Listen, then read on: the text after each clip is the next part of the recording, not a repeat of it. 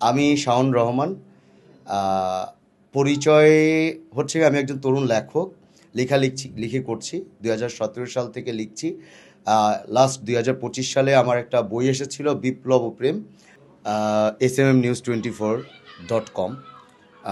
বাংলাদেশে যতগুলো social media platform আছে তার মধ্যে অন্যতম একটা প্ল্যাটফর্ম বলে আমি মনে করছি।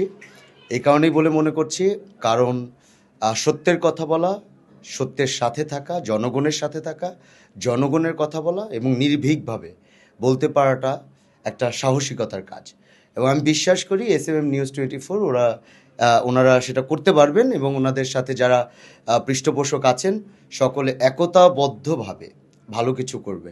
তো আমি প্রত্যাশা রাখি এটাই, যাতে SMMnews24.com অন্যান্য যে সকল নিউজ মিডিয়াগুলো আমরা পূর্বে দেখে এসেছি, যারা হচ্ছে নিজেদেরকে বিক্রি করে, রাজনৈতিকভাবে নিজেদেরকে বিক্রি করে, সত্যের কথা বলা থেকে নিজেদেরকে পিছিয়ে রাখে, সেই সকল কাজগুলো থেকে নিজেদেরকে বিরত রাখবে এবং জনগণের সাথে থেকে একসাথে কাজ করবে, জনগণের কথা বলবে। এটাই আমার প্রত্যাশা।